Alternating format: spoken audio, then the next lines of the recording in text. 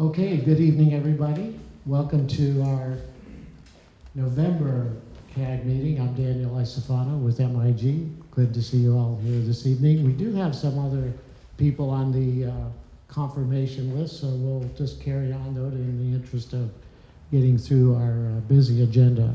And so as we like to do, we are going to pass the microphone around and do some self-introductions. First, I would introduce Wendy Hillis, who is our new member, campus architect at UC Berkeley, vice chancellor for Capital Strategy. So Wendy, did you want to say a word or two before we go around the table? Sure. So I met Jennifer, what's her last name? Tang, thank you. At an event about a month ago and asked her to be on my CAG for our master plan. And she said yes, as long as I would be on this CAG. Although I understand that Emily Martinson was on this CAG as well. So I'm happy to be here. I have been at Berkeley since July 1st. So I'm new, I don't know anything yet. Very good. So why don't we sit roll over here with Kaylee? Hello, I'm Kaylee Sacco. I'm the Chief of Staff in the Director's Office at the Lawrence Hall of Science, neighbor to LBNL right up the hill. Our director, Rena Dorff, is the member of this board who usually attends, and she couldn't be here tonight, so I'm happy to be here in her stead. Excellent. Great. We're glad to have you. Thank you. Chris? Hi, I'm Chris. I'm a West Berkeley-ish neighbor because we're in a temporary location right now. But I'm a community organizer, housing activist. Day job, I'm with Google Maps. I'm Jennifer Cogley. I'm with Bear. I'm the Deputy Director for Community Relations. Are we doing plugs during this time as well, or no? Absolutely. Okay, I love Peter, who empowered me to do that. It's actually something I'm excited to announce together with Kelly, that the Lawrence Hall of Science is having bioscience celebration on November 9th from 11 to 3, and they'll also be opening up the biotech learning lab on one of their lower levels that Bear was instrumental in helping to fund. So it's a nice joint effort by two of your CAG members to support an effort that's important to the lab. Marcus Gondetta, Berkeley community member, and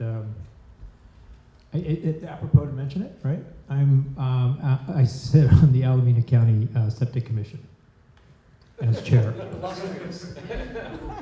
So I'm Peter Fisk. I'm one of your speakers tonight. I've just come to the lab for the last 2.5 years, and I'm running the Water Energy Resilience Research Institute, and I'm also going to talk to you tonight about desalination. I'm Rich Sextro. I'm a lab retiree and a Berkeley resident. I'm Janet Tam. I'm with Nolan Tam Architects, and I'm also on the board of the Berkeley Community Fund. I know Sherry Smith is our executive director. I don't see her here. But I just also wanted to thank people who were at the gala at that last month. Wendy was there, and Jennifer, and Daniel, and Michael, and Jen also. It was just really wonderful to have you all there. I really appreciate it, and all the support. And I am going to see Wendy at a meeting tomorrow, and I like all this sort of cross-fertilization. I think it's really great. Thank you. Good evening, I'm Horst Simon. I'm the Deputy Director at the Lab for Research, and I have to say I apologize for not having shown up here for many years, and I think it's probably good once in a while to talk about what most of the lab is about. It's about the research, and I'm very happy to be here and talk today a bit about the Laboratory Directed Research and Development Program. Hi, I'm Don Medley. I'm the Head of Government and Community Relations at Lawrence Berkeley National Laboratory. I'm trying to fill Jen's shoes tonight, so if I don't do something right, let me know. Also want to thank Faith Dukes, who many of y'all have met over here. Faith is the lab's newish. She started in February, manager for K-12 STEM education activity, STEM education programs, and she helped us set up tonight and is here to support us. So thank you, Faith. Good evening, I'm Michael Brandt. I'm the Deputy Lab Director for Operations and Chief Operating Officer, and I'll be speaking about the public safety power shutdown and the two events we had at our laboratory, and I'll describe our response and to shut down the lab and the restart. And then I'll also give you a brief transportation and parking update, everyone's favorite topic. That is indeed a classic CAG topic right there, transportation. But before we get into that, we have this item about CAG member updates, news items, and also some follow-up action items that come out of our various meetings. Jen, did you have a comment, question? Oh, Maria, I'm sorry. Maria Mayer is my colleague at MIG. So, right, okay, yeah, she's assisting us with the overall process. So, anyhow, thank you. So, let's see. We are going to hear from all of you if there's any news items, first of all, and then we'll get on to a whole series of presentations, trying to maintain our time schedule this evening. Any items of interest to your fellow CAG members? This is a good time to pass the mic and let people know about things that would be of interest. Anything going on at the Hall of Science or UC Berkeley, you know, this is a time to make us all aware of those important items. No updates? Okay. All right, well, we'll save some time there and we'll move on. So there was one follow-up topic which had to do with the design of greenhouses. It came up last meeting and Jen is working on that, and we'll have some news for us in January. I believe she is contacting Berkeley lab staff on that topic. So with no further ado, then we'll get on to our first presentation. We're going to hear from Michael on that hot topic, which is on the news these days, and we'll go on from there to talk about more lab research projects. So, Mike. Okay, good. Thank you. And I'll try not to stand in front of this. So, good evening. And first of all, what I'm hoping is that this is not the new normal. But we did experience 2 public safety power shutdowns separated by 1 week. What I'll do is I'll describe to you what happened, how we responded, and then how we restarted the lab safely. But to begin, I do have a short video, and I want to make sure that the sound works, and that'll give you a flavor of what those days were like. So we'll talk about these 2 events, and then we'll talk about some of the impacts on the laboratory, and then what our initial plans are going forward. And this is just the beginning of communications with the Federal Department of Energy, as well as our local stakeholders, and some partnering that we're planning on doing with the University of California, Berkeley. So let's make sure. So let's see if this works. It does? A little low.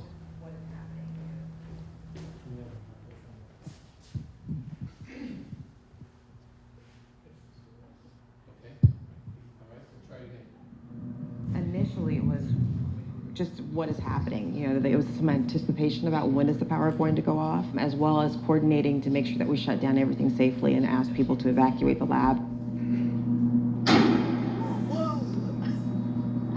And then when the power did come back on, then the heightened activity and excitement of watching buildings come back online, the HVAC being turned on. Yesterday was a lot. I guess I'm proud to be a member of the EOC because I think this is a very important role to make sure that the research can continue as it should be. All of our heads are starting to get a little fuzzy, right? Okay, we've been working long hours. We've been concentrating on the lab. We've been concentrating on being safe. We've been concentrating on our incident objectives, okay? But it's also Saturday. At the beginning of the week, none of us thought we'd be here on a Saturday. So I'm just bringing this up for situational awareness, and that safety is the #1 thing that we're focused on today. This emergency event did stress our systems, our processes, and our people. But I'm happy to say that we responded as one laboratory, as a team, a cross-functional team of facilities, of operations, of business, and the science organizations to prepare for this response, and then to begin to reactivate the laboratory in a systematic fashion. once PG&E got the power to us and we got the power to the buildings, that's really just the beginning of the process, because it's not like just turning things back on and having people come back to work. All these systems that keep people safe at the laboratory, everything from HVAC to fume hoods, everything needs to be working up to the level that when people do come back here, everything is safe. So that's why we needed people from every part of the operations and safety life support for the laboratory. All had to be here to make sure building by building that it was ready to occupy again. So that's what's been going on, and that's why it took 2 days to go through that. It's this collaboration between all of these various functions is what one team looks like.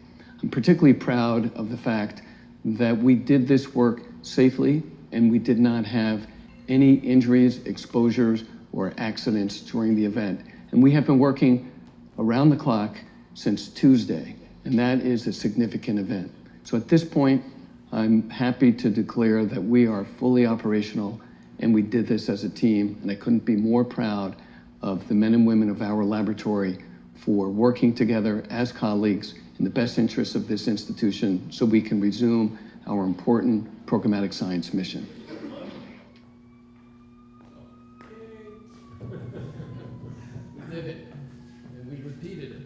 And we hope not to have to repeat this anytime soon. Just to give you a sense, and I want to preface this. I'm glad that's going away from the laboratory. The communications, it was somewhat chaotic. The information from PG&E was sometimes confusing and inconsistent. It's not criticism, it's just the fact that when the first event, we had 2 events. The first event, we began powering down 2 days before we actually lost power. And the reason behind that was we were told, this was a Tuesday afternoon, we were told the power was going to be turned off at midnight. And we knew that we had to, we were in communication with the Berkeley campus, we knew that we had to turn down the power, and it was going to take us, we hadn't done this before, so we thought it would take us between 6 and 9 hours. Ultimately, it took us 12 hours to power down the laboratory and make operations safe and stable. Power did not go off that night. We basically waited until 12:18 a.m. on the Thursday morning, early Thursday morning, and then the amount of time that the laboratory was without power was 18 hours. And then we had the weekend, and since we hadn't, because we hadn't taken the lab down and then restarted the lab, as we were beginning to take the lab down, I assigned the facilities division director to begin building the resumption plan. How would we go about returning the laboratory to full operation safely, looking after our people first, their safety was first, and then protecting our equipment and physical assets. That was our second priority. We took advantage of the weekend and we were ready to restart on Monday. So we did resume operations. The first event from start to finish was 5.5 days. We lost 3 business days of operation at the lab, and that's significant. Then we had a week off, and then we were notified on this event here is on a Friday, the 25th. And what we instructed, we learned Thursday night, the 24th, that we were going to have another public safety power shutdown. So we advised the laboratory that at the end of the day on Friday, we would safe the laboratory as if we were going on an extended break, as we do for the holiday break in December. By midnight, we had all of the laboratory, all the power was turned off. We tried to maximize running our computer facility as long as we could. And then the power didn't go off at midnight. Again, we had to wait, and then the time was going to be 5 o'clock, then it moved. It bounced around a few times, and then ultimately we did lose power Saturday night at about 10 o'clock, and we lost power from PG&E for 2 days. And then we reduced our restart time to 24 hours. The way that we did that is that during this power outage here, instead of keeping our Emergency Operations Center, the EOC, staffed 24/7, we went down to a minimum level of staffing. We had an emergency director, some preventive maintenance technicians and electricians available around the clock, but we were able to rest our staff. And then during this period, we built a 3-day schedule, 12 hours on, 12 hours off for our employees, so we had 24-hour coverage with full teams, and that helped us to reduce our restart time. And so the second event was 4.5 days, and we lost 2 days of business, scientific business. So that gives you some sense of timing. And for PG&E, there was a lot going on for them, and I understand that. We just responded to the communications that we had. So now we haven't updated this to include both events, but I will tell you, in both events, there were 0 injuries, accidents, or exposures, and given that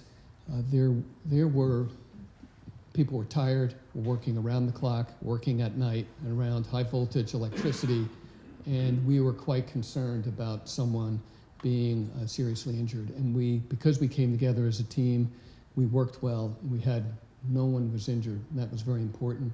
We didn't lose any research materials, as far as we know, certainly not in the first shutdown. And then in terms of work orders, we had about 120 in the first event, and we had about 60 in the second event. And we brought up every building except one in the first event. In the second event, we were able to bring up all buildings to a safe and stable condition so we could operate the laboratory at full capacity. But what's really important is that our user community was impacted. And so our advanced light source and our computing facilities, NERSC, were impacted by the power loss. JGI was unaffected. That's in Walnut Creek. They're now moving to the Hill, and our Potter Street operations were not affected as well because they were in Emeryville. In terms of a science impact, just using our advanced light source as one example, the technology that we have is specialized technology, not available throughout the DOE complex.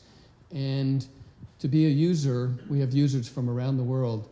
They have to apply for, be accepted, and they schedule experimental time, and you might have 8 to 10 hours of beam time.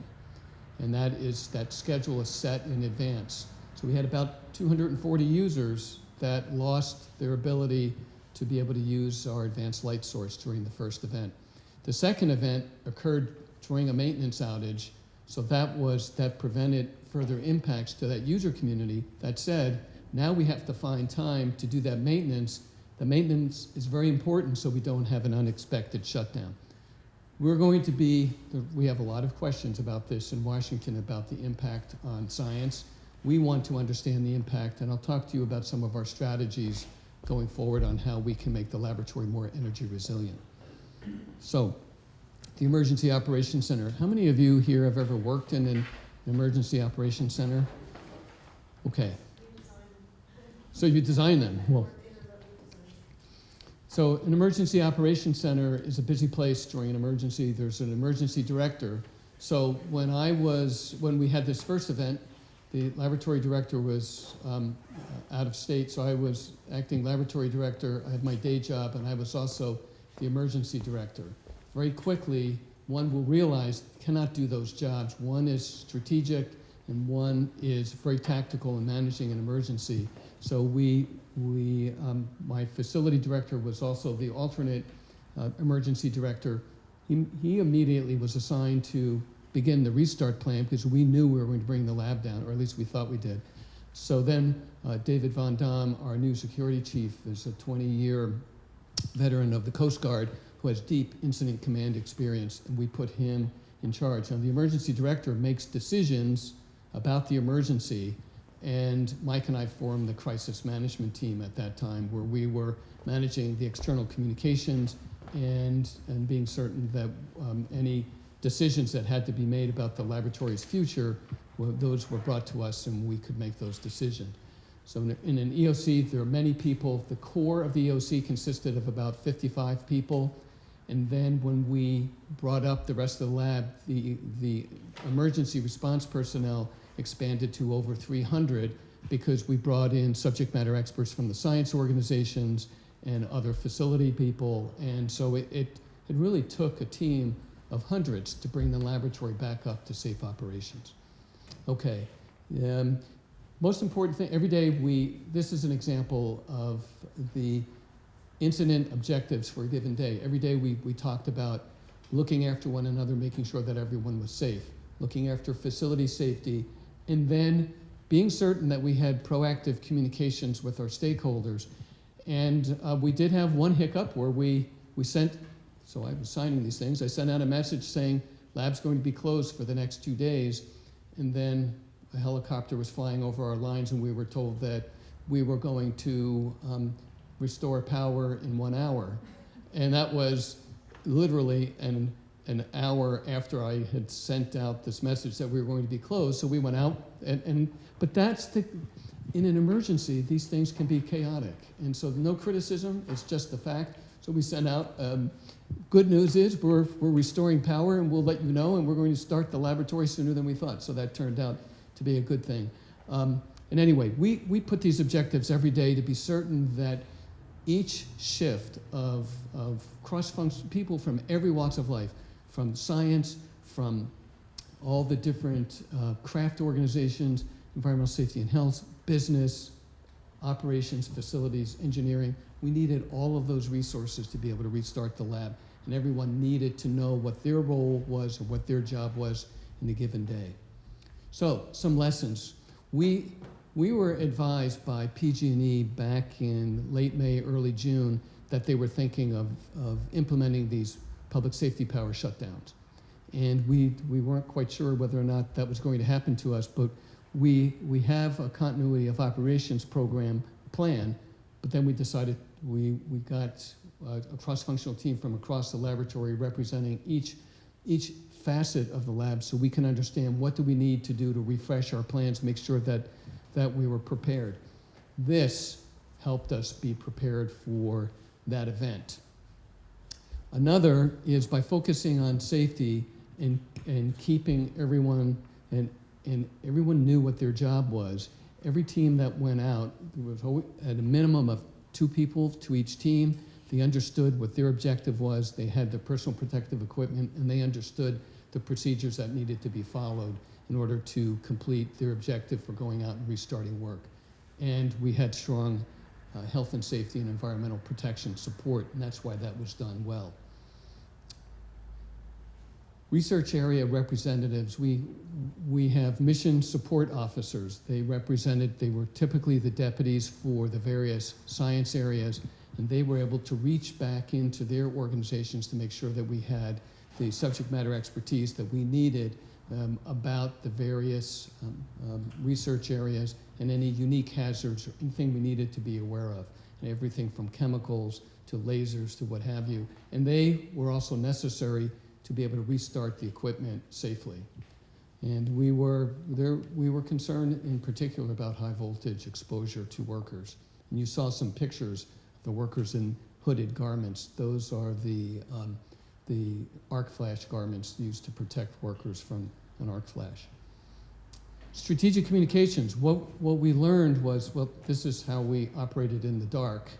And each day we had 2 phone calls at 10 o'clock and at 3 o'clock in the afternoon with our leadership team. It started off with our associate laboratory directors, and then by the end of the second event, we had division directors. We probably had 40 people on that phone call. That was one way that we communicated what was happening while it was happening, what we knew, what we didn't know, and we also had mass communications that went out to employees. They went out by email, they were posted on the web. Fortunately, our computer systems stayed alive, and that was very helpful to us. And so I also sent out a night note that went to various stakeholders, including the university and to the Office of Science and Department of Energy back in Washington. And this was something that was essential to us to send out to keep people informed as best as we knew. Another lesson learned is that in terms of future planning, then you get into the mechanics of who should be on site, because we wanted to limit the number of people at the laboratory to essential emergency personnel. I attended a debrief with the chancellor and the provost on the Berkeley campus, and they did remark that they want to use our title of essential emergency personnel because they had a recall for essential personnel. Well, I have a job and I work for the university, so I must be essential. They had more people coming in than they should have, and so that we just did. This was, to be honest, quite accidental. But that is now part of our going forward proposition. The other thing to keep in mind is keeping the access control list fresh while you're in the middle of an emergency. This is something that we have to work on for future planning, and there are many other lessons. This is our initial cut on the message, some of the things that we've learned. And then to restart the lab is not, so the lab could be energized, that's what this bar represents, but then there were 5 additional steps that we needed to go through to systematically ensure that the lab was fully safe to have all laboratory personnel reoccupy the lab. This was a tool that we built in the 2 days that we were down, that we were waiting for the laboratory first to lose power and then to resume power. And we had a maintenance control room that represented here by these folks, and they worked all of the systems and the issues that we had. Majority of the issues that we had were electrical, mechanical, or the heating, ventilation, and cooling systems. Those were they consisted of 80% of our challenges. But having a methodical re-energization plan protected our staff and helped us restart the lab. So it's our initial list of what we're thinking about, and we're beginning to develop a white paper at the laboratory to determine how do we have extended operations without power. And that's a question we have to ask. How do we harden the laboratory infrastructure from damage associated with a power loss? And then how do we maintain the continuity of our power? Some things that we're looking at would be, can we use fuel cells? Can we use cogeneration? Can we partner with the campus on expanding their cogeneration capacity? Because there's a cogeneration plant on the Berkeley campus, they were able to provide enough energy to power the classrooms. That kept the core mission of teaching students alive, but there wasn't enough energy to run all of the research operations, correct? Actually, we did not have process. Oh, you didn't? We had enough to power residence halls and emergency power kind of levels, and then laboratory freezer farms. But that was it. No, okay. So Okay. So we were powered at about 2/3 of our normal level, Mm-hmm. but part of that was keeping people away from campus. Okay. Right. Okay. Well, thanks. It was my understanding that, so I misunderstood that then. The point is, we're in the beginning of trying to understand how do we protect the laboratory. We know we need more generators, and those are powered by diesel fuel. We also know that we'd like to have sustainable solutions, and so we're going to need to look for ways to help the laboratory protect itself, one, from wildfire. And now, this was a fairly controlled event. If we had a catastrophic regional emergency, such as an earthquake, there would be no natural gas. We would lose power. We'd lose our ability to communicate after a certain amount of time. And so it raises some additional challenges for us that we need to begin to examine. And we're going to partner with our colleagues back in Washington. And the regional emergencies, it could be wildfire. We don't want to see a wildfire coming over the hills, but we've seen what that's like in our area, and it's something we need to plan for. And without the electricians and the maintenance techs and the people who know how to repair our equipment, we wouldn't have been able to operate and restart the lab as we did. So I'd like to open up the floor to questions. Okay, we like to bring the mic so we get it picked up on the video, so I'll pass it around. Chris? Yeah, my first question is that if there's any risk of damage to research just from a prolonged outage itself, and not just like a catastrophic loss. If like there are certain, I don't know, like HVAC related stuff that needs to be maintained or et cetera. Like is there like a cost to prolonged losses basically? Yeah, and that's something that. So the question has to do with prolonged loss as a result, loss related research loss as a result of prolonged power outage. In this case, we didn't see any, but certainly there is always that prospect. And we have emergency backup generators on some of our critical facilities. And that's one of the areas that we've identified. We're going to go back through and reprioritize our buildings to make sure that if there's additional backup power that we need, that we will be certain that we look after those facilities. So to clarify, just to clarify, there was actually some backup power generation capability in case of a catastrophic loss, but it's just not necessarily aligned properly with, I guess, what needs to be protected, or? Yeah. No, we did have backup power on our critical facilities, and for example, our high performance computing facility, we had enough time to bring the computing facility down to a safe and stable condition such that it did have backup power, but not enough to run the entire supercomputer. Rich. So I have a couple of questions. One is the the power got shut off to the lab because of concern about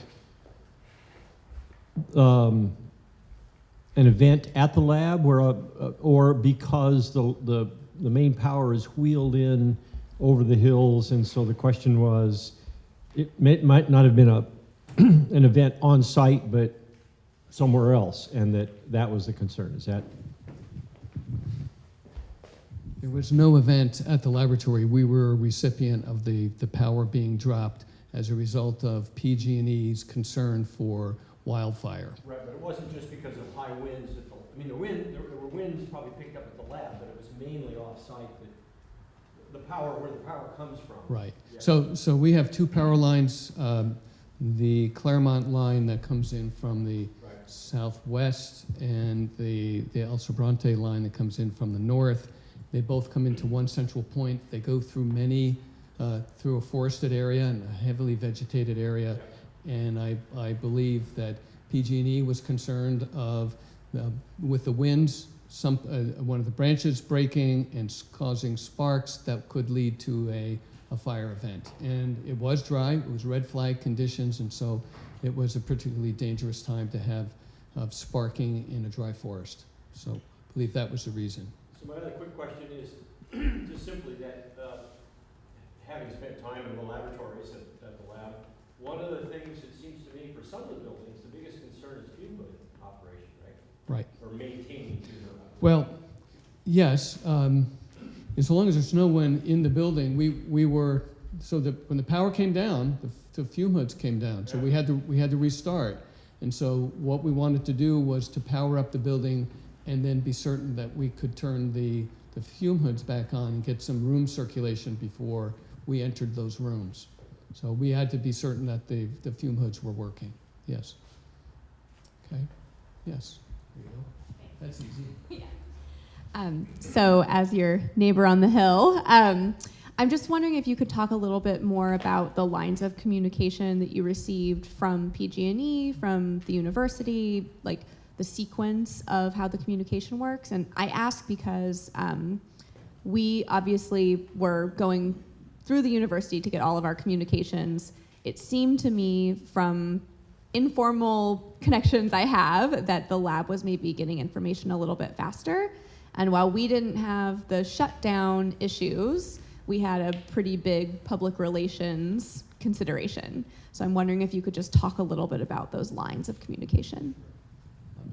So the lines of communication between the Berkeley lab and the EOC on the Berkeley campus, they were improved the second outage because we embedded one of our emergency response staff inside Berkeley's EOC. That helped.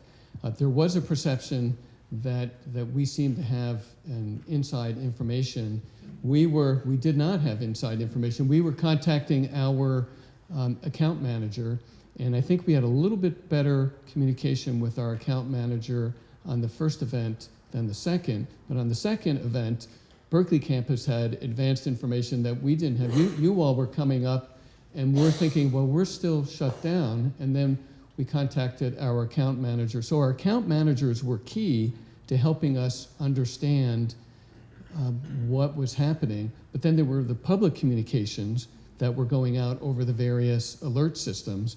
And then frankly, some of our staff, our high voltage electricians, work with the substation staff within PG&E, and they have to communicate with them by radio, and that's when we were finding out when our power was going to be dropped. So there were at least 3 different levels of communication, and there was ample differences in the accuracy of that communication. It's just a fact. So, yes. Where is your ERC? Was it a temporary, or is it something that's, you know, you use a multi-purpose room in order to meet sort of ad hoc? Or? So our emergency operations center is located in one of our buildings, and then we discovered that as when the power was going to go down, we relocated from that building because that building did not have backup power. So we moved to our facilities building, which had backup power, and that turned out to be a much better emergency operations center for us because it had some breakout rooms and we had computing capability there that we didn't have in the original location. There was that, I will say that on Sunday during the second event, if you recall the Sky Fire, and there was a fire that broke out in Lafayette and in the Moraga area, we actually established a plan that if a fire got too close to the laboratory, that we were going to relocate to Emeryville and evacuate everyone on the site in the event that we had a wildfire. So it was somewhat chaotic, and we were thinking ahead to be prepared in the event that there might be something else happening. But we have been approved for a new welcome center at the laboratory. It's going to be the central hub where transportation center, and it will be an area where we will have conferencing space, HR, occupational medicine will be located there, training, our security, and we are going to have a couple of rooms where we will use that as our new emergency operations center, be used for conferencing when we're not using that space, but having occupational medicine, having emergency management, security, and other support all in this building, one-stop shop when people come to the laboratory, but also in a catastrophic event, that would be an ideal location for a mass casualty event, for example. So that's our future plans. That's 3 to 4 years into the future. And oh, by the way, we'll also have a new cafeteria that will be part of that building, cafeteria and dining hall. Long story behind forgetting that it's not a cafeteria. It's more than that, but it will include a cafeteria. Okay, any other questions? Yeah, so given that these events, who knows how often they'll come up in the future and they'll be very irregular, I'm just wondering, because like at work we have regular like disaster simulations to test resiliency and look for systemic failures, and I was wondering if there's any plan to not necessarily have drills, but just kind of like exercise these muscles so that, because it seems like awfully complicated systems, just to keep those muscle memory fresh and the operational logistics up to speed. Just wondering if there are any plans for that. So plans for drills to exercise our skills. Well, we do that, but what this taught us though is that we may be entering a period where we need to improve our preparation and readiness and our response capabilities. And just as a fire department, you don't really need a fire department until you need it, and then you need the expertise and the knowledge, skills, and abilities to fight a fire. Well, we're going to begin to professionalize our emergency operations staffs, have more key positions, particularly at the emergency director level, and establish National Incident Command structure within our EOC, because then that will match up with first responders that will come into our laboratory. So we're looking at that, improving that capability, again, with continuity of operations and business to keep the laboratory operating. So we've learned a lot, and we've exercised this twice now, and now we know that we have more work to do on that administrative and training, and being certain that everyone who works in the Emergency Operations Center, they know their role, they know what their responsibilities are and how to execute their duties. The only way to do that is to be certain that people have a minimum level of training such that when they come into the EOC that they know how to function within that structure. Yes? So the interactions, it's obvious that the laboratory isn't in this by itself, right? That the campus got affected, parts of the city of Berkeley got affected. So what about the coordination, the interagency, inter-entity coordination between the lab, I would guess the campus and the city of Berkeley, at least those three anyway? So we did have communication with the City of Berkeley's EOC, but I do think this is an area for improvement for all of us in terms of mutual aid, because we all have different skills, and that's one of the greater lessons, is that this was, it was more than an exercise, it was our new reality, but there's more that we can do to be a more finely tuned community machine to respond to this kind of event, and maybe even something more catastrophic. I can speak to that just a little on the city side to say, I would say for us as well, sort of that second one went more smoothly than the first, right? You do learn by doing. Yes, our coordination, the intent is to keep in good coordination with the lab, with the university. Certainly for us, it's also with the county and other local jurisdictions. Our role was similarly sort of to ensure safety for the general population as well as for employees. We did a lot to make sure those who were dependent on medical devices that needed electricity were being visited and cared for. So coordination in that regard. I would say definitely our communication got better the second time around. These learning as you go experiences that really reinforce the training that you've had beforehand, but putting it into place, things get smoother and better as you go. I can see that in the future, the way for us to learn how we interact with one another, the different organizations, is to have a larger exercise or drill between various agencies. At my previous national lab, we were evacuated 3 times for major wildfires, and we involved everything from state police, local police, fire departments, the National Park Service, Forest Service. We involved everyone, because what we learned in a major catastrophic event was it can become somewhat chaotic, people using different radio channels. I mean, simple things that should be worked out well in advance. And so I'm going to advocate that we set up a drill for each of our organizations to learn how to work with one another, and then find the soft spots, because we'll find areas that we need to improve. Any other questions? Okay. Just quick transportation update. The Joint Genome Institute is moving to the laboratory. The move began on this past weekend. They will join us completely by December 15th, which is a good thing. We've been planning for this for the last 4 years.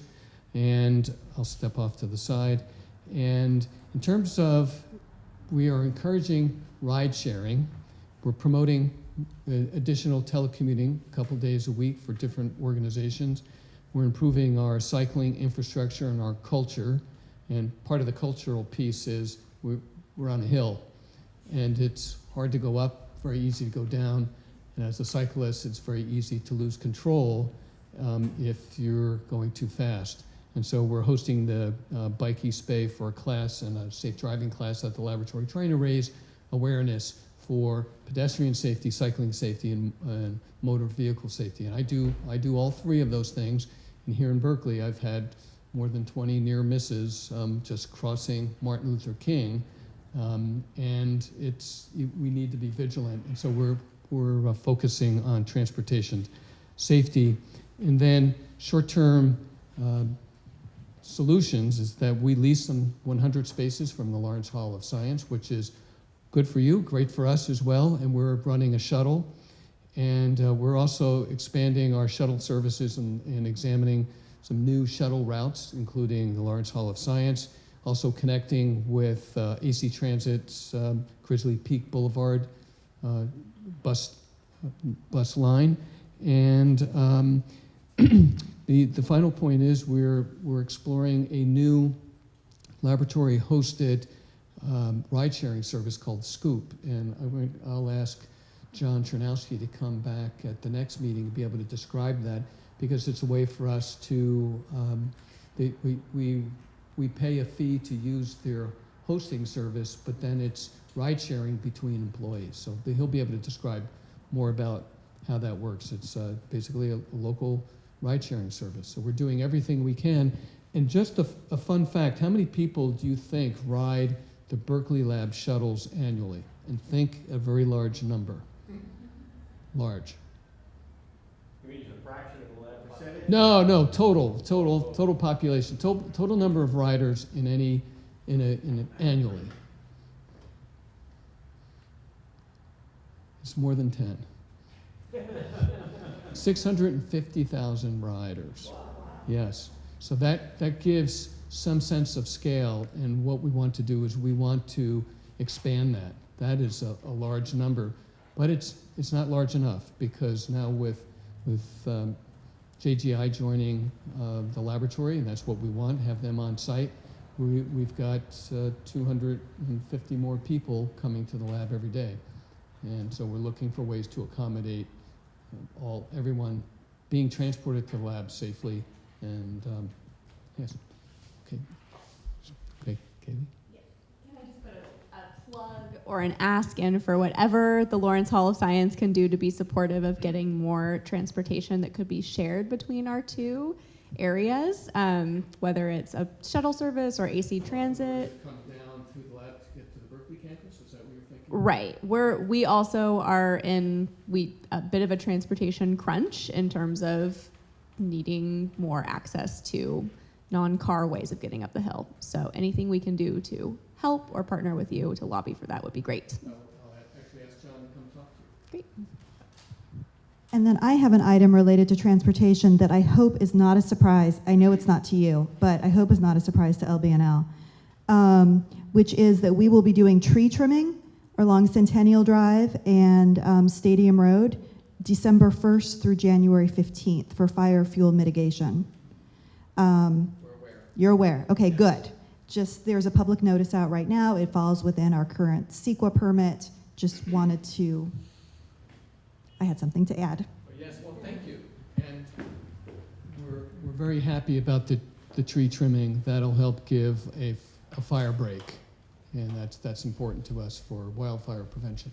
Okay, I think I'll turn it over so we don't lose the rest of the day. Well, we're ahead of schedule at this point.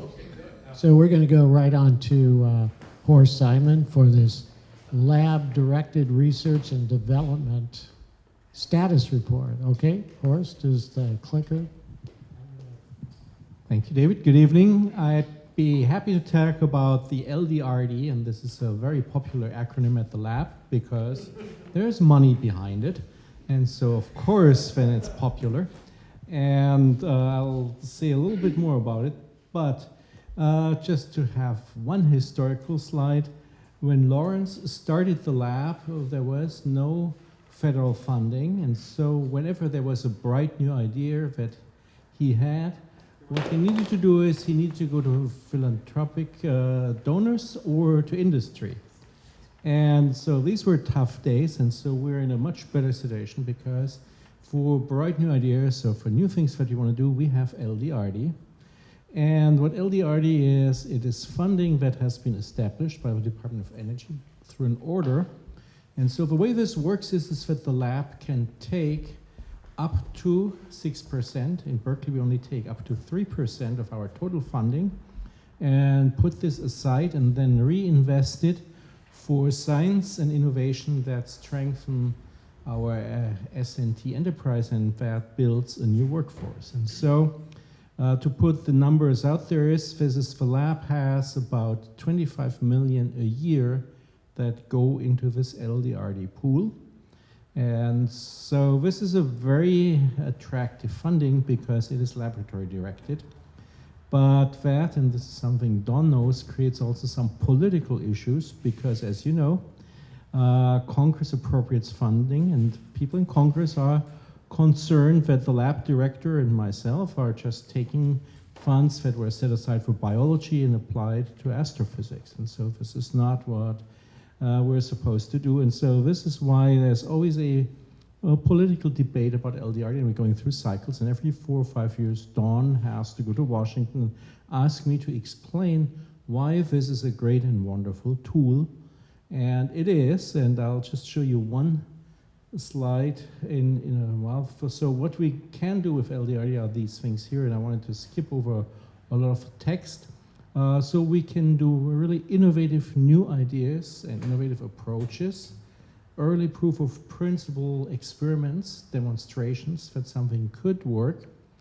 And we can do technical analysis, and I think it's very important. This is our high-risk, high-value projects. So this is basically our investment dollars to come up with new things and see that they can improve science and technology of the national labs. So I want to make a philosophical comment on this high-risk, high-value projects, because after all, we live for the government. And then I asked my lab division directors to tell after 10 years which projects were highly successful and which projects were a failure. And nobody ever wants to admit to a failure.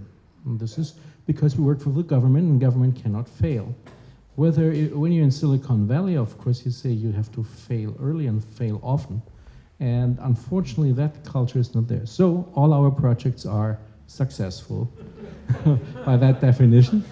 But some of them are more successful than others, and this is for one I wanted to show. This is sort of projects that the lab is particularly proud of, is that Saul Perlmutter, who won the 2011 Nobel Prize for the discovery of the accelerating universe, and that work was supported in the early 90s through LDRD projects, and it was supported through LDRD because the Department of Energy was not interested really at that point in supporting astrophysics. They said astrophysics is something that the National Science Foundation. And so of course what this project started is not just that it was scientifically successful, but it really led to a reevaluation of the role of cosmology in the Department of Energy, because in a sense it is very difficult to build these multi-billion-dollar accelerators, like the one at CERN, 25-kilometer diameter. So these type of instruments are very difficult to build, whereas if you look in the cosmos, it is much easier to look at particle physics with the cosmos, and this is really what we see here. This is basically the DESI project for dark energy synoptic instruments. That is a new, and it actually just started, instrument that was installed at Kitt Peak in Arizona through the high energy physics program, and there we're looking to do a very thorough survey of the sky to see if we can get a better handle on this expansion of the universe by gathering a lot of data. So there was not just an exciting project that started us with a Nobel Prize winning discovery, but it also helped rethinking physics, high energy physics at the DOE. And the postdocs that were hired through this LDRD project in the early 90s are still at the lab, and they're now senior scientists and leading large programs. So that's all good. And generally what we're doing within LDRDs are 3 different categories. There are these lab-wide initiatives. These are strategic goals that are closely aligned with what the lab wants to accomplish. Then there are area initiatives. These are projects that are smaller in scale, that are more, I would say, single discipline projects. The top are multidiscipline. And then about 2 years ago, the lab started early career investments, and this is giving scientists who are at the postdoc age or a little bit beyond the opportunity to become PI on a project and not just explore their own ideas, but also learn as a PI with this project what it means to run your own science project. And this is definitely a tool to build a scientific workforce at the lab. One of the goals behind this one was also to diversify our number of PIs, and in that way I can declare already early success. And this is before the early career was started. The number of projects that were led by women PIs was, I think, 18%. And after we started this, that number went up to more than 25%.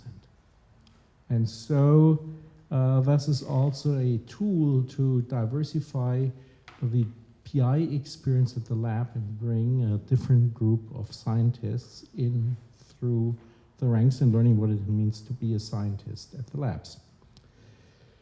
So if you look at 2018, 2019, what are the projects that we were doing? So there are the lab-wide initiatives, the large ones, they're listed here. And then there are others that are funded by LDRD, also lab-wide, and I don't want to get into too many details because each one of them would be a very valuable science presentation for all of you, and so I can point out down here. Water energy resilience, Peter Fisk is here. His project was funded through LDRD for 3 years until we got ready, and he submitted a winning proposal for this hub that he will talk about, the so-called Navi collaboration. And so this is an example of what the lab said from the very beginning. You need to invest into bring our chemical sciences, our environmental sciences to bear on this problem of water and energy. And how we do this, let's invest LDRD. I know that one of the future ones will be, and where is the quantum information systems. So we have actually been very successful in QIS and have built a quantum testbed, and the PI who is leading this project is, I think, has been scheduled to come to one of those future meetings, and you can ask him all about what's going on in quantum computing. And I will just talk a little bit more about some projects just to give you a little bit of flavor of how these projects are going. So the one I would like to talk about is machine learning for science. This is a lab-wide initiative. And there are literally over 100 projects now that use machine learning. Machine learning is everywhere. When we started the LDRD initiative, it was a big wave, and there were some 70 proposals. In the end, only about a dozen proposals got funded. And so the idea of applying machine learning is something that is going across most of the disciplines here at the lab. And again, this would be in itself an interesting presentation. We could volunteer to somebody to talk about what the lab is doing in machine learning. I just want to talk about one particular project, which I find very intriguing because it's not only showing the application of machine learning, but it also gives you a sense on how we use LDRD to bring the capability of a national lab together. And there's too much text on this slide, so I go to the pictures and explain with pictures on what's happening here. So if you recognize this one here, this is a map of the Oakland, Berkeley area. And there is a fiber optic cable going from downtown Oakland up to building 50. It connects a building in Oakland, the Oakland Scientific Facility. And what this project is that some of our earth scientists said, we can take dark fiber that is not used for telecommunications at this point and use that fiber to do earthquake, gather data for earthquake analysis. And so they used this fiber, and what they got was this picture here, which is very intriguing because you see here this highlighted red line, and that's the signal that is coming from a BART train that passes by, because this fiber optic cable follows, at least in this part here, pretty much the BART track on the line that goes from, well, what is it? This is the one. Walnut Crate, yeah. Anyway, so this is one, and then there's also a signal in there that's Amtrak, which is not as strong because the Amtrak line is a little further away.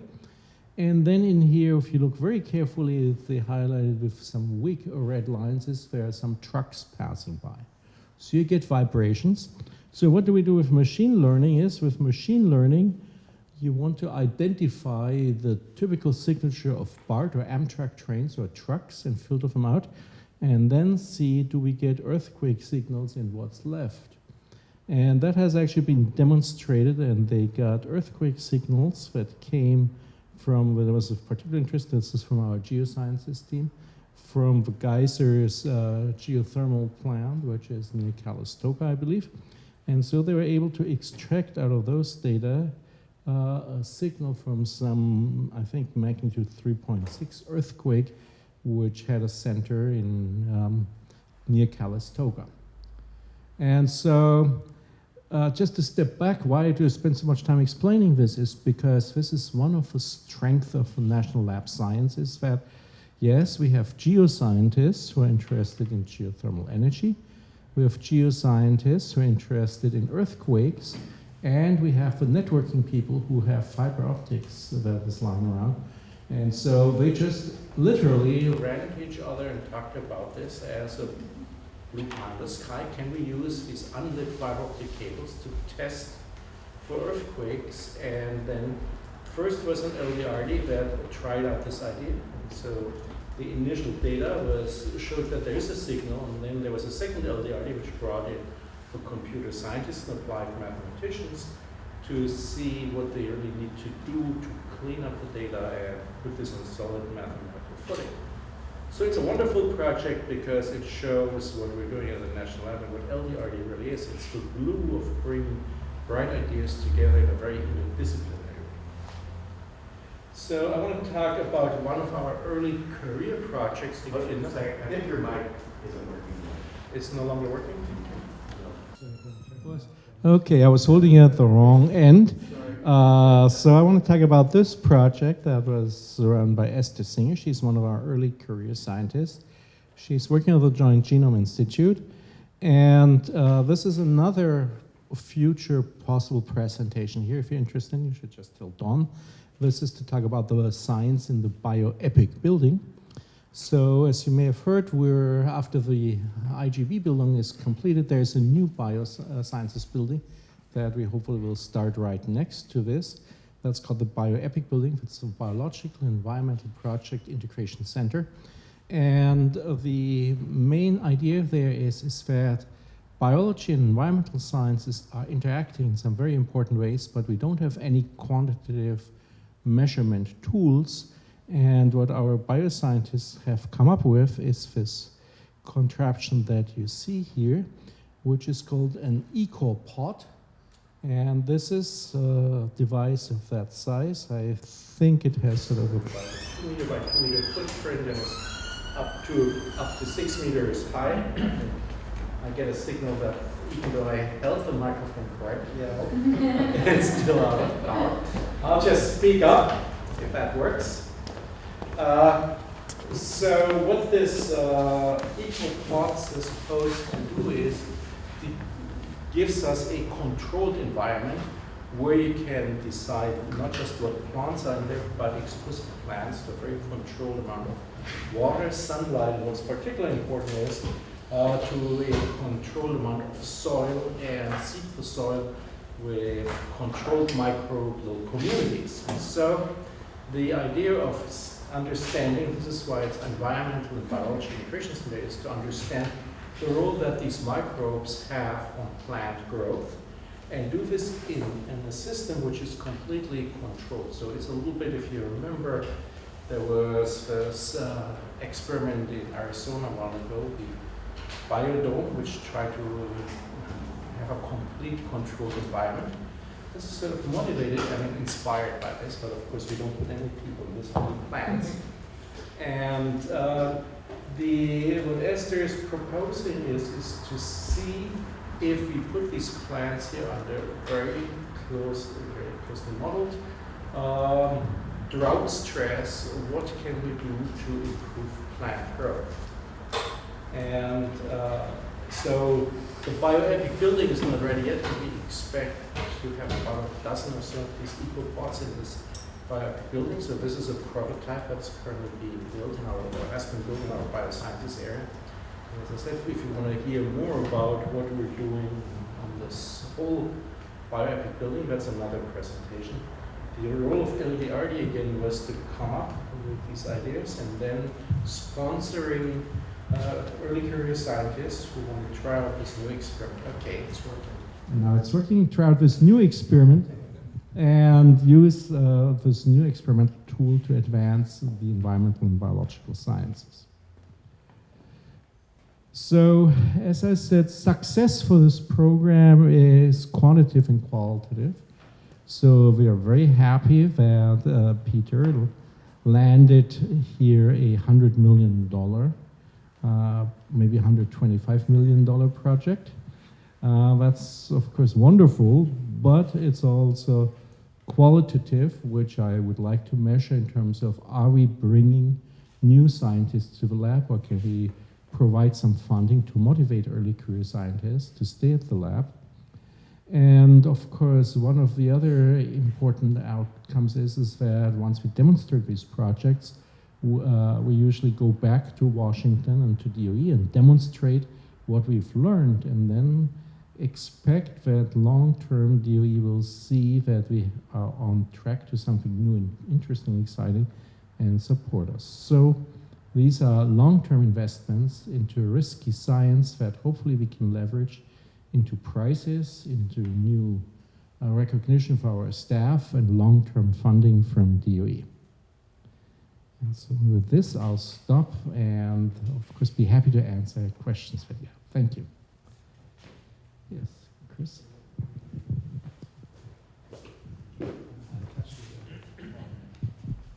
Thanks. Just real quickly, you mentioned that typically the funding is like 6% of the budget, but you said Berkeley was 3%. Is there a particular reason for the variance? Yes, so this is, of course, not free money because all the other projects have to pay a tax. And so this is a question for us, for the lab leadership, how much do you want to tax yourself? And so the 3 was a good compromise because it creates a large enough pool to do something, and 6 is a bit too demanding. Now, our colleagues at the national security labs, like Livermore and Los Alamos and Sandia, they go for the higher percentage, and they use LDRD in particular for also recruiting scientists to come to the labs, and so it is an important tool to keep in these labs also a lot of basic science outside the mission going. So this is why it's variable across the different national labs. Yes. How far does $25 million stretch? So how far does $25 million go? We have annual of the order of about 80 to 90 projects that get funded. And so most of the projects are, relatively speaking, small projects. They're order $100,000, $150,000 projects. And yeah, this is, of course, depending how I look at it, for this project of that size pays, roughly speaking, for about a postdoc and the supervisor for a year. The early career funding is more generous. This is $225,000 because it pays for the early career scientist a larger fraction of the early career scientist salary as well. Is it like an project in addition to the normal? Yes, yes. So that's the idea, is that it creates the opportunity for somebody to use the term, think outside the box and come up with some new ideas, and then you can spend your time on this one and you don't have to be involved in your regular projects.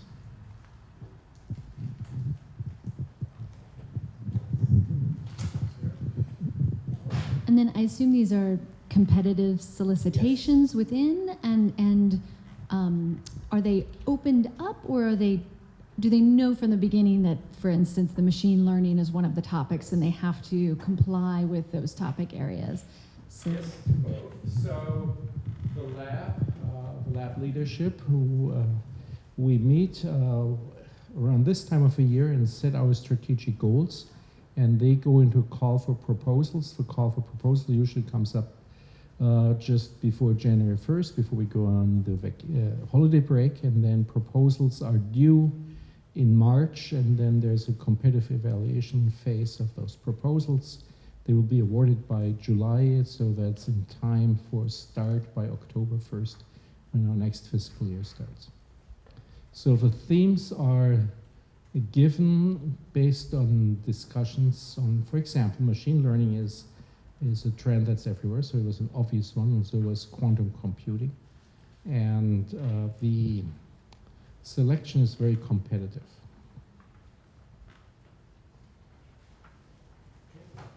Okay. All right. Thank you, Boris. Okay, moving on to our next presentation. This will be from Peter on the water desalination hub and other related topics. Peter? Thank you very much. Okay, I'm the last of our evening's events, and water. We can talk about exotic particles or oops. Hello. Let's try that. Hold on. All right. Well, so my name is Peter Fisk, and I'm happy to talk to you tonight about this new, I don't even call it a project, Horst. It's really a major shift, I think, that the U.S. Department of Energy is making to focus on water as a critical aspect of our nation's energy security. Now, all of you use water. All of you have water in your house, but there's a lot that most people don't know about how we get water and what the future of our water security is. Also, water is an interesting topic from the federal research standpoint because water is not one of those subjects that fits neatly into one agency. We have a Department of Energy, we don't have a Department of Water. And depending on what you're doing with the water, you have to go to a different place. If you're going to pollute it, you talk to the EPA. If you're going to dam it up, you talk to the Bureau of Reclamation or the Army Corps of Engineers. If you are going to watch it fall from the sky, you talk to NOAA. If you watch it in a creek, it's the U.S. Geological Survey. As a result, unlike a lot of other countries that have had investment in water treatment research, the United States really hasn't had a consistent federal research program in water. And in some respects, I think the Department of Energy sort of saw that. And in 2014 and 15, you may remember, of course, everybody remembers the tragic story of polluted water in Flint, Michigan. But there was also the summer before terrible problems with droughts in the southeastern United States. And in that case, they actually had to turn down the power plants in Georgia because they didn't have enough cooling water in the rivers. So they had brownouts all across Georgia. So these were things that caused the Department of Energy to wake up and say, hey, water and energy are related. But water is, as I said, something we take enormously for granted. Ironically, the treatment of fresh water, treating it so that it doesn't have pathogenic bacteria that make us sick, is probably the single most important invention in human history. At the turn of the 20th century, the average lifespan in North America was about 46 years. And we had rampant and often pervasive waterborne illnesses in our towns and cities, leading to often high infant mortality rates. Once we discovered that we could chlorinate water, our life expectancy in the United States jumped enormously. By 1950, it was 66, and now we enjoy a lifespan up in the 70s. Most of that expansion in lifespan was simply due to the purveyance of fresh, clean water. And yet the irony is today we take it for granted. Our 20th century water systems themselves are actually marvelous, and they serve us in both small towns and in large cities, but they're fundamentally linear in structure. And that is to say, we typically grab a freshwater source no matter how far away it is. So for example, the water that we get here at East Bay Mud and in the Berkeley Hills either comes from a local source about in some of the reservoirs up in the hills here, but most of the water actually comes from the Sierra Nevada. And of course, the San Francisco Public Utilities Commission gathers their water from Hetch Hetchy Reservoir and takes it in a water pipe 180 miles west to the peninsula. So we move this water a long distance and then we bring it into centralized water treatment facilities where we clean it. We often make one flavor of water in these facilities, drinking water. And then we send that drinking water out for a wide variety of uses. We shower with it, we bathe with it, but we also wash down our cars with it. We wash our dogs with it. We also use it for cooling in buildings, and we wash down the floors of our manufacturing facilities, all with pure drinking water. All that wastewater that then gets collected back up again in a centralized facility, a wastewater treatment plant, where we expend enormous amounts of energy to then essentially try to clean out some of the gunk that went in there to the point where we feel it is safe enough to essentially throw it away, discharge it back into the environment. Now, don't get me wrong, this system has worked very well for the last 100 years. But in the face of decreasing freshwater availability due to climate change, as well as the increasing cost and environmental consequences of discharging wastewater, and the fundamental water supply variability due to climate change, one of the things we argued to the DOE was that this whole system, we need to rethink this system fundamentally. Now, it's not the first time we've been in this challenge. Back in the 1960s, the Kennedy administration looked at the issue of supplying water to a growing population around the world. And John F. Kennedy said, the person who can invent an ability to create fresh water from the world's oceans should get 2 Nobel Prizes, one for science and one for peace. And in this concept, they started a small agency in the U.S. Bureau of Reclamation, which is part of the Department of the Interior. They started a small office called the Office of Saline Water. And that Office of Saline Water was looking at new ways of extracting fresh water from saltwater supplies. And in fact, 2 graduate students down at UCLA, at the time that that office started, were experimenting with their advisor on a new method for purifying salt water called reverse osmosis.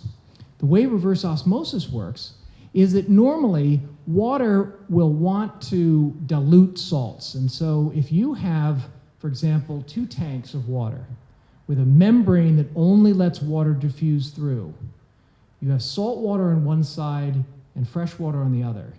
The fresh water will want to move into the saltwater side to dilute that salt, and that's called osmotic pressure. So it turns out these 2 grad students realized if you squeeze on the salt water really hard, you can actually reverse that flow and push fresh water across that membrane and create fresh water from salt water.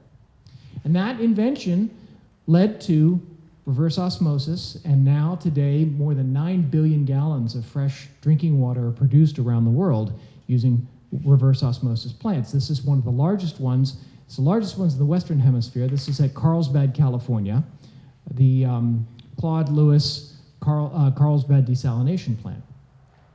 Now, desalination was a revolutionary technology, but of course it involves a lot of energy because it takes a lot of chemical energy to separate that water from all the salt that is in ocean water. But there's a lot of other water that's out there besides ocean water, and in fact, a lot of this water we're currently either ignoring or throwing away. So oil and gas production across California actually produces a lot more water than oil. In fact, most of the liquid that comes out of a normal oil and gas well is water. In fact, the amount of water that comes out increases to the point where they no longer have enough oil to make the well economical. But all this water is left, and our oil and gas companies are either leaving it in ponds or trying to push it back down to the ground, often with a lot of energy. As I said, our power plants around the United States use enormous amounts of water, not just for cooling the facility, but also all the air emissions are essentially scrubbed with water-based systems. So we end up creating a whole bunch of wastewater to treat the air emissions from a power plant. Across the United States, underground, we also have enormous volumes of water that's called brackish water. This is naturally salty water. It's not as salty as seawater, but it's naturally salty because of the geology. However, we can't use this water because it's too salty to be used raw for agriculture. And then I finally said that our manufacturing environments often produce a large amount of wastewater. In many cases, they put those facilities right by a river so they have a convenient garbage disposal for the wastewater they produce. So our thesis to the DOE was if we could look at these water supplies and invent new desalination technologies to treat these, what we call non-traditional water sources, then instead of just having fresh water in some places and ocean water by the coast, we could use this wastewaters and these ignored waters all around the United States as a new water supply for us. So what does this mean practically? It means practically from a scientific standpoint, we need to figure out ways to recycle and reuse most of the water in our facilities and even our dwellings. So there's not a lot of water treatment technologies that are ideally suited to doing this. Most of the technologies that we've invented have been invented for large water treatment plants, not small facilities. And we need to treat water to a standard that's suitable for its use. You know, I love drinking water as much as everybody else, but there's no need to flush poop with it. It's really a silly thing to use pure, clean water to do things like flush our wastes down. And the easiest water to treat and reuse is wastewater. Even though we call it wastewater, in many respects, it has a lot less stuff in it than ocean water. So it's a lot lower energy to treat that water supply. And there's a lot of it around the world. In fact, there is wastewater practically in every facility that we have. So what we proposed to the Department of Energy was to create what's called an Energy Innovation Hub. This is a relatively new style of research. It's different than funding individual professors at a university or individual researchers at a national lab. What the idea is let's create a virtual national research organization, like a virtual national lab, focused on one particular challenge. In this case, in coming up with new technologies for desalination. And what we proposed to them was to create this organization called NAWI, the National Alliance for Water Innovation. And that NAWI organization, the headquarters will be at Lawrence Berkeley Laboratory, but we have several other universities and national labs involved with us. We have a group of scientists from all those different centers who work together in something called a research consortium. So they act as if they are all colleagues working on the same floor, even though they're in other buildings and other time zones. That group works as a community to focus on some of the key research to lower the cost and energy of desalination. Outside this research consortium, we have a larger community that we also create called the NAWI Alliance. And this is a group of all the water technology companies, water utilities, even some of the other state and federal agencies that are concerned about water and water treatment. And all those people sit around the research consortium guiding the research program and ensuring that we work on the most valuable problems. This map shows you the current status of the community that we've created. There are 4 national labs that are involved. Lawrence Berkeley Lab here, the National Renewable Energy Laboratory in Golden, Colorado, and Oak Ridge National Lab in Tennessee. We have a bunch of industry members and 19 universities. And this other set of dots are the more than 200 companies that have now signed up to be part of this organization. But I want to just leave you with one example of just one project that is likely to be in this 5-year, $100 million research program, and that's focusing on desalinating brackish groundwater. Now, as I said, brackish groundwater is this water that has too much salt in it, but it's not nearly as salty as ocean water, and there's a lot of it. We have natural brackish groundwater in a lot of our aquifers, particularly in the central part of the United States. Also, we tend to create brackish water along our coasts. And the way we do that is if we have a lot of wells right along the coastline pumping out fresh water, we create a draw of that salt water back into the coast. So Monterey and the Salinas Valley, for example, is currently seeing the intrusion of salt water into the aquifer up the Salinas Valley because of all the pumping that's happening in that valley. The final place where we create our own brackish water is in places where we contaminate it. So anywhere where we have agricultural production that's putting nitrate into the water, nitrate is a form of salt, and that is part of this supply of water that we now are ignoring, which we really could actually use if we had better technologies. So it turns out that, as I said, reverse osmosis is the method of using a membrane and applying a lot of force to push that water, sort of like squeezing it through a sieve and leaving the salt behind. And so this is a plot showing you the amount of energy, and this is a log plot of the amount of salt in the water. So you can see this is brackish water from 1,000 parts per million to 10,000, and then seawater's up here at 33,000. And it turns out that membrane-based technologies are very energy efficient, and they sort of follow a slope on the energy curve like this. But at low salinities, it turns out that there are other methods. It turns out that at lower salinities, you can use, rather than a physical membrane, you can use electrostatic forces, an actual like a magnetic charge, to pull these charged ions out of the water. And those charge-based methods, as you see from this line, are much more energy efficient when you get down here to these lower, less saline waters below seawater. So this world of different electrically based desalination technologies is one that's very promising frontier for us. And so our colleague, Chinmay Suben at Lawrence Berkeley National Laboratory, is one of the pioneers in this technology, where she's developed a new method that uses these electrodes that have a special functionalized chemistry. When you turn the power off, your sodium atoms and your chlorine atoms flood through the channel and are mixed in with the water. But when you turn on the charge, each turns into a bit of a chemical electromagnet, and they pull those elements to the side and lock them on the surface, allowing the fresh water to go through. Then when you turn off the power, those ions slip back into solution. So you can turn the power on and make clean water, and then fill up your electrodes with those salt elements, and then turn off the power and dump that brine. And that cycle that you can see here can produce clean water and then turn off, clean water, then turn off. One of the exciting things about moving into electrically powered desalination technologies is that you may begin to be hearing this, but California is sometimes awash in electrical energy. During the spring season, we have abundant rains. The temperature's cool, so not a lot of people are using their air conditioners, and we end up having a tremendous amount of electricity. In fact, our wholesale electricity prices sometimes go negative. We actually pay Arizona sometimes to take our electricity off our hands. It's terrible. Sometimes we turn off the renewable power that we have. It's called curtailment, because we simply can't use the electricity.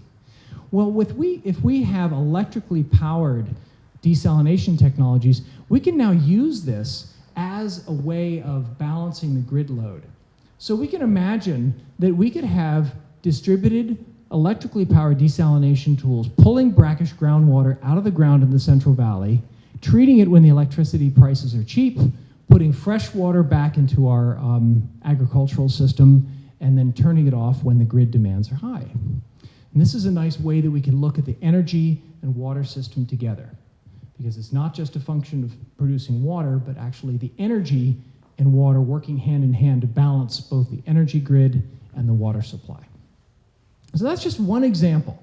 And as Horst said, the LDRD program at Lawrence Berkeley National Laboratory is roughly $25 million a year, and the hub will be supporting about a $25 million a year research portfolio around the United States. So some of the research will take place at Lawrence Berkeley Lab, and some of the research may take place at UC Berkeley, at UCLA, UC Irvine, and then around the country.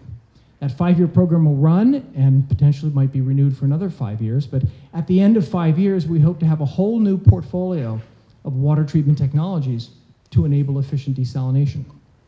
So just to wrap up, one of the things we observe is this 20th century water system is linear, and it served us well for a great century. It's been a long, wonderful ride. But we need to rethink this, because our 20th century philosophy about waste management was the solution to pollution is dilution. And we now realize that that was a foolish mistake in the long run, that these things that we thought were benign may actually have long-term environmental consequences. So we envision a new 21st century system. We've got to turn this system into a circular system where we reuse water over and over again and reuse it and take these things that we're currently throwing away as waste streams and turn those waste streams into new valuable products. So the solution to pollution is actually revolution. So that's it for my prepared remarks. I thought maybe you guys would have questions about water or your water systems or some of the other research projects that we have in mind for the Water Energy Desalination Hub, and I'm happy to take your questions now. So what questions do you have? Chris, why don't you start? Yeah, so a question I have, when I read about desalination projects going up in Southern California, an environmental concern is what's done with the brine and how it gets dumped into the ocean, what consequences that might have, which is odd because that's also kind of like wastewater, I guess. So I'm just curious about the consideration of, because this would also be a process creating brine in actually far more removed systems, and I'm wondering how that fits into this whole like cycle or like a new way of looking at water sources. Yeah, Chris, that's a great question, because that issue of what we do with brine management is a critical issue that's been one of the problems of inland desalination. It turns out that in the Central Valley, they have been dealing with this question of if we did desalination, there is some desalination going on in the Central Valley, but they had the idea that maybe we should put a single pipe all the way down the Central Valley. Imagine like the version of the instead of the high-speed rail, this is the low-tech sewer pipe running all the way down the Central Valley, basically to the mouth of the Sacramento Delta. Well, none of us are very optimistic that something like that could be built anytime soon. So when we look at desalination technologies today, we actually see ways of pulling all the water out of the salt. These are called ZLD, or zero liquid discharge technologies, enabling you to pull all the water out of the salt and leaving behind nothing but solids. Another variant is it came up with from a group of researchers in University of Texas, El Paso. And they observed that in a lot of base chemical manufacturing, like manufacturing concentrated sulfuric acid, for example, or concentrated hypochlorite solution, which are very widely used base chemicals in the chemical industry, the key ingredients that are used are actually brine. And so it's possible to actually take brine waste streams and electrochemically upcycle them to new chemicals. You're not changing the elements, you're using all the same elements, but you're putting energy in and converting them back to these chemicals. So one of the other variants of this approach would be to say every waste stream is potentially a new source for a new manufacturing step. And that's the way we create this circular economy where waste is then recycled into new products. But in general, we have to, what we call, close the salt cycle. And not leave behind puddles of brine, because it is both environmentally deleterious and it also is very expensive. That's a great question. What other questions do you have? Yeah. So if you look at urban systems, right, as opposed to manufacturing, but just look at Ebmud or something like that. A lot of the wastewater that we all discharge from our houses and most of our businesses is not potable, but it's reusable, right? So, and probably with minimum or maybe not even much treatment at all, right? If we had a way, for example, of taking, the stuff out of the dishwasher and putting it into the toilet tank, that would be one way to do that. And my recollection is that's hard. The city of Berkeley didn't didn't used to want to do that kind of stuff. Now maybe they've changed, but the city codes and various kinds of codes make it very hard to do some of that stuff. To reuse, I guess it's gray water, right? It's really reusing gray water. I get my expertise in here. It's very limited. Actually, just speaking with Dylan Rowe from Alameda County Environmental Health, they are recognizing the city of Oakland, city of Berkeley really don't have a plan or a roadmap, but the county is willing to open up and partner if live site facilities, any experimentation that they want to do on these cyclicalities, on these separations. They're willing to create the environment in terms of regulations to allow this research to continue in the field.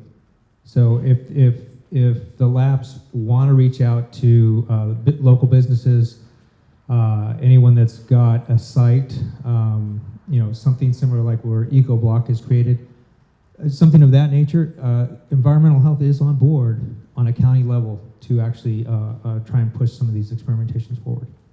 Well, I appreciate that, and that sort of collaboration is what's needed. The question that Rich asked is sort of a common question that comes up, and that is that, gosh, why isn't it easier to use this gray water? And part of the answer comes from the sort of legacy of our 20th century drinking water systems, is that the original cause of a lot of public health was actually the lack of proper sewage of water. And so you would actually re-expose people. One child that was sick could infect an entire neighborhood, and this is where these epidemics would start. So the fundamental 20th century public health codes are very, very deeply averse to anything other than centralized sewerage. And that's really where technology needs to step in and provide us with a reliable 21st century method of ensuring that these waste streams are adequately treated and used only for the purposes intended. Another reason that people are somewhat concerned about localized reuse is just the potential that somebody might misuse a source of water, something that looks clean to them but actually is not quote-unquote drinking water quality. And so there is a debate in the public health community and in building codes about how would we properly manage and design the plumbing codes for localized reuse.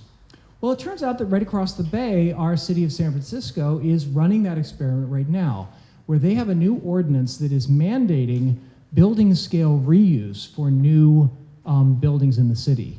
Now, this is very revolutionary and frankly has challenged the real estate developer community to now invest in building scale water reuse. And as you said, Rich, it really isn't very dirty. Most of the drains in your house are draining water that's not necessarily, doesn't have pathogenic bacteria. Your shower water is probably very clean enough to use right in your yard. A number of other sinks are likely water that could be discharged directly into your gardening. The concern we have is of human waste and making sure that we isolate that, what's called black water, and making sure that that material is safely disposed. But even here, there's some really interesting emerging technologies. Small, concentrated treatment systems that very rapidly can essentially blast away any pathogenic bacteria and leaving an organic, rich, but benign waste stream, which again might be repurposed into its own products.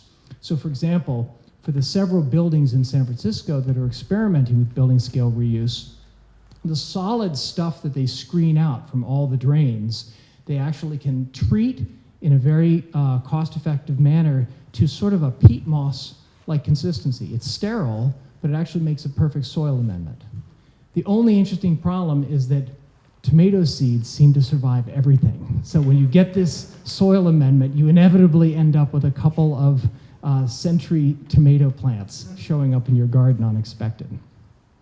But this issue of gray water is part of the solution of reusing that water over and over again. Sarah? Just wanted to speak a little also to, on a local and state level, there have been, in recent years, there have been sort of some loosening, some of it which was inspired by local level, like City of Berkeley, that then got adopted into the state plumbing code. So for instance, you can do laundry to landscape at home, no permit needed. We've got information on our website about that. Rainwater harvesting also for use for irrigation. So some of those things that once upon a time were just no, there is now recognition and guidance on how to do it safely. Thank you, Sarah. And that's true. That in fact, in some respects, again, California has been pioneering some of these things. Another thing you have to appreciate, for you living in the hills, Marcos, like me, I'm at 1,140 feet. I don't know where you are in elevation, but the water that I get from East Bay mud has 10 times the embedded energy of the water of Don's house, because it has to be lifted up 1,000 feet. So every gallon of water that Kelly and I can save is a high impact from the energy standpoint. So this is another area where, again, California has the potential to differentiate and identify the highest value places where water conservation and water reuse will have the biggest impact on for example, our climate goals. Janet. What about the other parts of the world that have like no drinking water? Are this pretty applicable, or if you were to scale down, I guess, so you could use this technology in underdeveloped countries? I mean, Yeah, Jen, thank you for bringing that up. The answer is yes, and in some places there's some obvious ways in which other parts of the world are going to be leapfrogging our 20th century linear system. For example, the city of Addis Ababa in Ethiopia. Beautiful city, 3.5 million people, growing like crazy.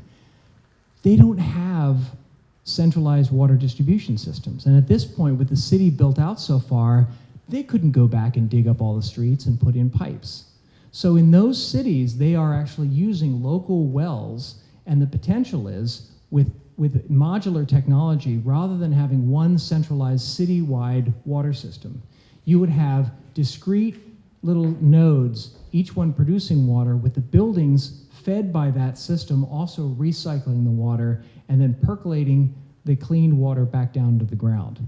So in a way, just as Africa sort of leapfrogged beyond the telephone pole world of the 20th century telecoms infrastructure and leapt directly into cell phone use and essentially cell service, we think that the actual developing world, not very poor communities, but communities that are growing fast, but too fast to essentially implement a 20th century system, are actually going to be the place where the 21st century system first takes hold in large scale. And I will also point out that in California we need, 4 million houses like tomorrow? And just applying and putting in the centralized systems to support those communities is going to take at least a decade. If we were able to create housing, modular housing in the future that actually had embedded in it water reuse systems, we could potentially end up building in parts of California that previously just didn't have serviceable water. What other questions do you have? Oh, thank you. Chris. Yeah, so you had an example about using excess energy for aquifer restoration. I'm wondering if part of the scope of looking into it is also as like power storage, because I know like there's very seasonal effects of like hydroelectric power, stuff like that. I'm just curious if that's explored. Yeah, well, our California is actually a remarkable place with respect to water in the world. This state has the largest, it is most hydrologically engineered part of the planet. So we move more water in the state of California for the purpose of us than anywhere else on the planet. And most of that is the State Water Project and the California Water Project, these two massive systems to take water from the abundant, wet Northern California down through Southern California and all the way down to LA. It turns out that a lot of that, while they use a lot of energy, they also store energy by lifting it at night into these reservoirs, for example, at Los Baños. And then that water then flows out of the reservoir during the day, and that's a battery, really. It's a mechanical battery by lifting the water up when the electricity is cheap and letting it flow down when the electricity is more valuable. Similarly, we envision that groundwater, which we currently just sort of extract and suck out of the ground like a straw, groundwater itself is a potential storage and recovery tool, another sort of a water battery. And we could envision that we could produce fresh water and let it percolate into the ground, or percolate it into a perched aquifer at a shallow level, and then pull it out when we need it. So these are ways in which, again, the water supply and the water system can be used in concert with the energy system to essentially store energy, or at least store it in the form of water. But it should be pointed out that the pump storage is not a very efficient way to store electricity. No, it would be much nicer to have something else, but if you happen to have a lot of water sitting around. Which California doesn't really, right? I mean, the Castaic and Helms are the two big pump storage facilities in the state. That's right. Right, and if you were looking at storing on-peak PV solar power, which we have an abundance of, as you said, your first choice wouldn't be pump storage. Well, except that you have a number of places where you already have essentially the hydraulic facility available. And I don't know if you've heard, but recently there's talk of turning Hoover Dam into essentially a pump storage facility. So imagine running the dam backwards and pushing the water back up into Lake Mead when we have abundant electricity. Nothing is as efficient as conservation and thoughtful use of a resource, be it energy or water. So I do admit that a lot of energy gains can happen simply by water conservation. But our hills and our mountains do provide us with essentially a gravitational, a free water tank. And by the way, that's what snow is as well. Snow in the Sierra Nevada is our free water tank, which stores our water during the winter and lets us drink it during the summer. All right, thank you all very much. Let's thank all of our speakers here. Very informative program. If only we could have a 21st century electrical grid and infrastructure, starting with our presentation earlier on. So we're going to wrap it up. There's one thing we'd like to leave you with. I don't know if everyone picked up this handout by the door. Topics of interest that were identified by all of you as CAG members early on this year. And this is just a homework assignment, if you like, not to do tonight, but we'd like you to think about topics you'd like to see us cover in the CAG going into 2020. So in the meantime, we'll send out some emails to remind you and to get your feedback on those topics. So when we hit the ground running, January 13th, 2020 in the new year, which is our next meeting of the CAG, so just about 2 months from now, we will take this up and plan our 2020 year of meetings and come up with a sort of syllabus for the CAG and structure that series of topics and discussions for next year. Okay, so we'll take that forward, and like I say, feel free to email Maria and the lab staff. We'll put this together and we'll have a jump start going into the new year. Anything else before we wrap up here tonight? I don't know if there are public comments. I'm not seeing any members of the public here this evening. So with that, I think we are going to close the meeting. And that means a season of festive holidays. Happiness to all of you. And we'll see you in the new year. So thank you very much. Have a great evening.